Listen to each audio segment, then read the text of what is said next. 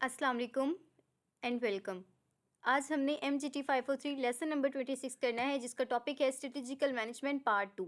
Lecture number 25 में हमने part 1 पढ़ा था। तो स्टूडेंट, हमारे पास जो स्ट्रेटेजिकल मैनेजमेंट प्रोसेस होता है उसके अंदर 8 स्टेप होते हैं। फर्स्ट MCQ जो स्टूडेंट आपका बहुत इंपॉर्टेंट है कि स्ट्रेटेजिकल मैनेजमेंट प्रोसेस के अंदर कितने लेवल्स होते हैं, तो वो हमारे पास 8 लेवल होते हैं।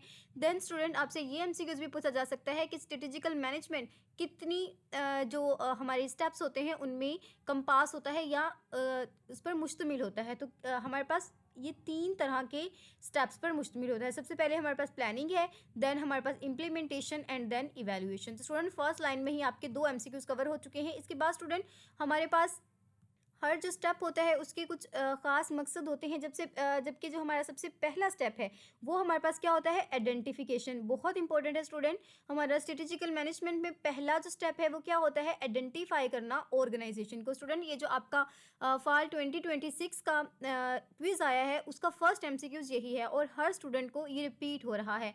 तो हमारा जो फर्स्ट स्टेप है वो क्या है, every organisation need a mission. तो स्टूडेंट, हर तंजीम को अपनी मिशन की ज़रूरत होती है जो इसके वजूद की वजह बयान करता है। अनदर इम्पोर्टेंट MCQs, स्टूडेंट, कौन सा ऐसा पॉइंट है जो हमारी ऑर्गेनाइजेशन के पर्पस को डिफाइन करता है, तो वो हमारा मिशन होता है। अब जो हमारा सेकंड पॉइंट है स्टूडेंट, ये वाला आप काट सकते हैं।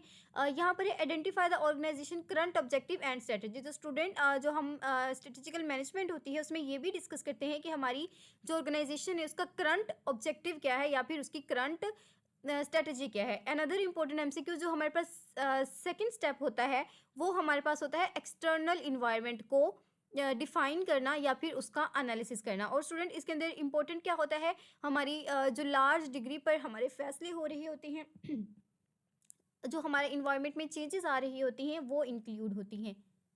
अब स्टूडेंट, अगर हम एक्सटर्नल इन्वायरमेंट की बात करें तो उसमें 2 बातें होती हैं। सबसे पहला जो हमारा स्टेप है, एक जो कामयाब हिकमत अमली होती है, स्ट्रेटजी, वो होती है जो माहौल के साथ अलाइन करती हो।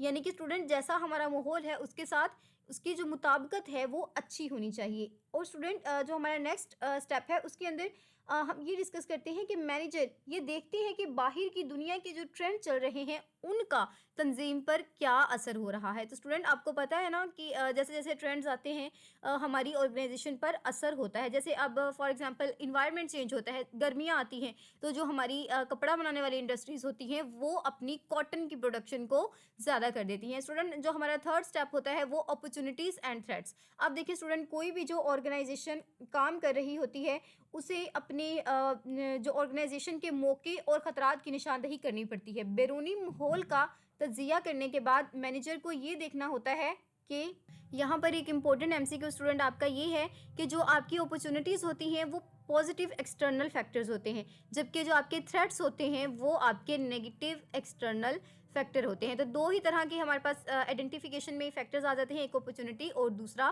थ्रेट। नंबर 4 पर जो हमारा है वो है ऑर्गेनाइजेशन के रिसोर्सेज। तो स्टूडेंट, जो ऑर्गेनाइजेशन के रिसोर्सेज है हमें उन्हें भी मद्देनजर रखना पड़ता है। देखिए, manager look for core competencies. Important MCQs है, जो मैनेजर होता है वो कोर कॉम्पिटेंसीज को देखता है जिसके अंदर ऑर्गेनाइजेशन के जो मेजर वैल्यूज़ होते हैं, जैसे क्रिएटिंग स्किल, उसकी जो कैपेबिलिटीज़ होती हैं, रिसोर्सेज जो किसी भी कॉम्पिटिशन में हमारे लिए फ़ायदा मंद हो सकते हैं, उनको डिटरमाइन किया जाता है। स्टूडेंट, इस लाइन से आपको 3 तरह से MCQs पूछे जाते हैं। इंशाल्लाह जो मैंने आपके लिए MCQs किट बनाई है फाइनल के लिए, वहाँ जाकर हम ये डिस्कस करेंगे। अब जो हमारा फिफ्थ स्टेप है वो है हमारी स्ट्रेंथ एंड वीकनेसेस। बहुत ज़्यादा MCQs आते हैं, मैं बार बार कह रही हूँ स्टूडेंट, ये लेक्चर बहुत ज़्यादा इंपॉर्टेंट है। अब स्ट्रेंथ क्या होती है, स्ट्रेंथ का मतलब होता है जो हमारी ताकत है। तो स्टूडेंट, स्ट्रेंथ के अंदर हम वो यूनिक रिसोर्सेज पढ़ते हैं जिस पर हमारी ऑर्गेनाइजेशन का कंट्रोल होता है। और वीकनेस का मतलब क्या होता है, कमज़ोरी। तो स्टूडेंट, ऐसे सोर्सेज जिस पर हमारी जो ऑर्गेनाइजेशन होती है उसका कंप्लीटली कंट्रोल नहीं होता, उसे हम वीकनेस कहते हैं। Again student, important MCQs lecture number 24 में भी पढ़ा था कि culture is a organisational personality. तो स्टूडेंट, आपसे पूछा जाता है कि dash is a organisational personality. तो याद रखना है, culture is a organizational personality.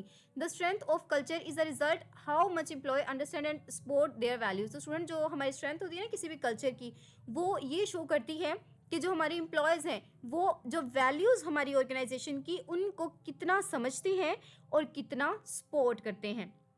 Student, जो हमारा एक मजबूत कल्चर होता है वो मुलाजमीन को स्ट्रेटजी को समझना आसान बना देता है, लेकिन बाज़ दफ़ा जो हमें अगर तब्दीली की ज़रूरत हो तो यही मजबूत कल्चर रुकावट भी बन सकता है। स्टूडेंट, जिस तरह कोई भी हमारा कल्चर है, फॉर एग्जांपल आपकी जो ओपनिंग होती है फैक्ट्री की वो 9 बजे होती है, लेकिन अचानक से आप 6 बजे कर दें तो स्टूडेंट आपके जो मुलाजमीन हैं वो एहतजाज करेंगे, तो इस तरह ये थोड़ा सा हमारे लिए मुश्किलात भी पैदा कर सकते हैं। अब ये देखिए स्टूडेंट, जो स्ट्रेटेजिकल चॉइस होती है वो इन्फ्लुएंस करती है हमारे कल्चर टॉलरेंस को और रिस्क ऑफ इनोवेशन को, ये भी आपने याद रखना है। इसके बाद स्टूडेंट हमारा जो 3 और 4 के जो रिजल्ट्स होते हैं, वेरी वेरी इंपॉर्टेंट, कि अगर हम मर्ज कर दें स्टेप 3 एंड स्टेप 5 को तो हमारे पास क्या बनता है, हमारे पास स्विट एनालिसिस होता है।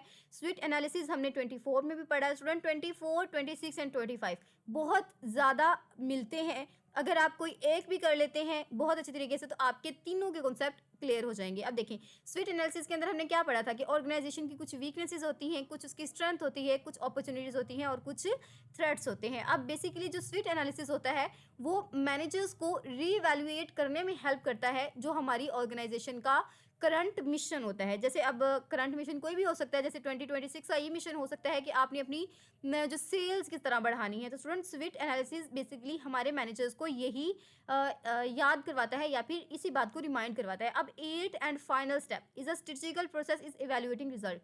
इंपॉर्टेंट है कि जो इवेल्युएटिंग रिजल्ट होता है वो हमारी ऑर्गेनाइजेशन का कौन सा स्टेप होता है, सॉरी स्ट्रेटेजिकल मैनेजमेंट का कौन सा स्टेप होता है, तो वो फाइनल होता है। ये भी पूछा जा सकता है कि फाइनल स्टेप कौन सा होता है, तो याद रखना है इवेल्युएटिंग रिजल्ट्स। नेक्स्ट हमारे पास है role of competition analysis in strategical formulation. तो स्टूडेंट, हमने जो फॉर्मुलेशन पढ़ा था उसके अंदर क्या हमारे पास असरअंदाज होता है हमारी स्ट्रेटेजिकल फॉर्मुलेशन। स्टूडेंट, हमने पढ़ा था ना कि फॉर्मुलेशन का मतलब क्या होता है, हमने जो मोटी मोटी चीज़ें होती है ना उनको डिस्कस करना होता है। तो अब देखें, हमारा जो स्विट एनालिसिस था उसके अंदर हमने क्या पढ़ा था, एस फॉर स्ट्रेंथ, ठीक है student, W for weakness, O for opportunity and T for threat. तो स्टूडेंट ये तो आपको भी नजर आ रहा था, ये मैंने आपको कवर क्यों करवाया, क्योंकि स्टूडेंट आपको इस तरह कहा जाएगा कि स्विट स्टैंड फॉर।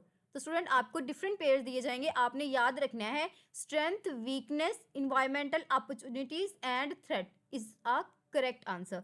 अब देखिए स्टूडेंट, हमारी जो स्ट्रेंथ एंड वीकनेसेस होती हैं वो इंटरनल होती हैं। अनदर इम्पोर्टेंट एमसीक्यू स्टूडेंट, आज सुबह ही मैं पेड क्विज कर रही थी स्टूडेंट का, तो जो एमसीक्यूज था वो ये आया हुआ था कि स्ट्रेंथ एंड वीकनेस कौन सी करेक्टरिस्टिक्स होती हैं, तो याद रखिए इंटरनल करेक्टरिस्टिक्स होती हैं। अब हमारे पास जो स्ट्रेंथ होती है वो क्या होती है, जो हमें इम्प्रूव कर रही होती है हमारी ऑर्गेनाइजेशन को कंपटीशन के लिए। इसके बाद स्टूडेंट हमारी वीकनेस क्या होती है, ऐसा जो हमारे ये देखिए potential vulnerable to strategical move by competitor. तो स्टूडेंट ऐसी चीज़ें जो हमारे कंपैटिटर होते हैं जो मतलब उनको पकड़ लेते हैं या फिर हमारी वीकनेसेस होती हैं जिनको ग्रैब कर लेते हैं, वो हमारी क्या होती हैं, वो हमारी वीकनेसेस होती हैं। अब देखिए अपॉर्चुनिटीज़ जो होती हैं, ये देखें अनदर इंपॉर्टेंट एमसीक्यूज के अपॉर्चुनिटीज़ एंड थ्रेट्स वो हमारे एक्सटर्नल होते हैं या इंटरनल होते हैं, तो याद रखें ये हमारे एक्सटर्नल इन्वायरमेंट से रिलेट करते हैं। अब स्टूडेंट अपॉर्चुनिटी भी हमने ऊपर पढ़ा था ना कि ऐसी चीज़ें जो हमारी ऑर्गेनाइजेशन के लिए फ़ायदेमंद हो सकती हैं, हमारे जो कंपेटिटर्स होते हैं उनको हम बीट कर सकते हैं, इनको हम कहते हैं अपॉर्चुनिटीज़। अब थ्रेट्स क्या होते हैं स्टूडेंट, कोई भी ऑर्गेनाइजेशन होती है उसे डिफरेंट तरह के थ्रेट्स होते हैं। थ्रेट्स हम किसे कहते हैं, खतरात। तो स्टूडेंट ये भी खतरा हो सकता है ना कि हमारी जैसा प्रोडक्ट कोई और बना ले, या फिर ये भी खतरा हो सकता है कि मुलाजमीन मतलब छोड़ के चले जाएं इंडस्ट्री को, तो ईटीसी कुछ भी थ्रेट्स हो सकते हैं। तो स्टूडेंट आपका ये लेक्चर खत्म होता है। अब फटाफट से हमने एमसीक्यूज करने हैं, बहुत एक्टिव होकर स्टूडेंट आपने करना है क्योंकि आपने लेक्चर भी माशाल्लाह से बहुत एक्टिव होकर सुना है। हम आएंगे अपने एग्ज़ाम सॉफ्टवेयर पर, यहाँ से हम आएंगे लेक्चर 26 पर।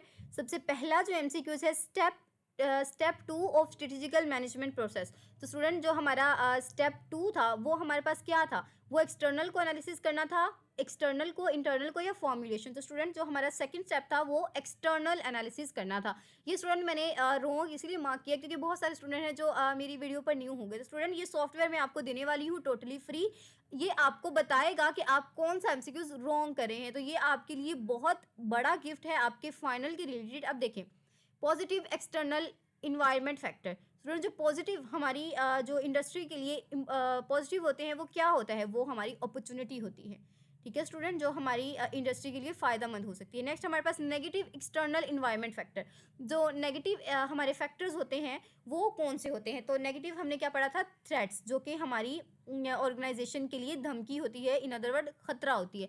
अब देखिए student, organisation major value creating skills, तो स्टूडेंट जहाँ पर क्रिएटिंग स्किल्स की बात आ जाती है तो वो हमारे पास क्या होते हैं, कोर कॉम्पिटेंसीज होती हैं। अगेन स्टूडेंट ये तो मुझसे गलत मार्क हो गया है, मैंने ध्यान से नहीं पढ़ा स्टूडेंट, ये आपकी हेडिंग के अंदर ही है। मैं आपको एक बार फिर से दिखाती हूँ। ये यहाँ पर स्टूडेंट स्टार्ट में ही हमने इसे डिस्कस किया था। यहाँ पर था आई गेस, ये रहा स्टूडेंट, हमने कोर कॉम्पिटेंसीज में पढ़ा है ना कि हमारे पास कौन सी होती हैं, हमारे पास क्रिएटिव स्किल्स होती हैं, रिसोर्सेज होते हैं, और हमारी ऐसी चीज़ें होती हैं जो हमारे जो हमें कंपटीशन होता है उसमें एडवांटेजेस प्रोवाइड कर रही होती हैं। नेक्स्ट हमारा जो एमसीक्यूज है, स्टेप 5 एनालिसिस व्हाट, तो स्टूडेंट जो हमारा स्टेप 5 होता है उसके अंदर हम क्या पढ़ रहे होते हैं, हम उसकी वीकनेसेस एंड स्ट्रेंथ को पढ़ रहे होते हैं। तो स्टूडेंट ये जो स्टेप 5 लिखा है ना, अगर आपने ये बहुत अच्छी तरीके से लेक्चर को देखा है तो आपके फ़ौरन माइंड में ये चीज़ें आ जाएंगी। यहाँ से दो तरह के आपके एमसीक्यूज कवर हो रहे हैं। सबसे पहले तो आपको पता चलता है कि स्टेप 5 है क्या, और जो है वो कौन सा स्टेप है। जैसे अभी हमने पढ़ा थ्रेट्स 5 स्टेप है, और 5 स्टेप कौन सा है, स्ट्रेंथ्स एंड वीकनेस। अब देखिए analysis bringing together internal and external, तो स्टूडेंट ऐसा कौन सा एनालिसिस है जो दोनों को ब्रिंग कर रहा था, वो हमारे पास था स्विट एनालिसिस।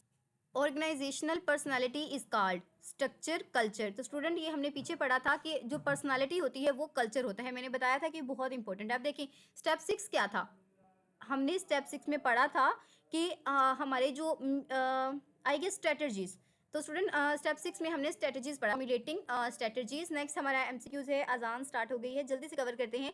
स्टेप 7 हमारा क्या था स्टूडेंट, हमारा जो स्टेप 7 था उसके अंदर हम अपने गोल्स को स्टूडेंट यहाँ पर थोड़ी सी मिस इंटरप्रिटेशन होगी। नो स्टूडेंट, हमारा जो 6 और 7 को कंबाइन करके हमने स्ट्रेटजीज पढ़ा था, तो आपने इसे मिक्स नहीं करना।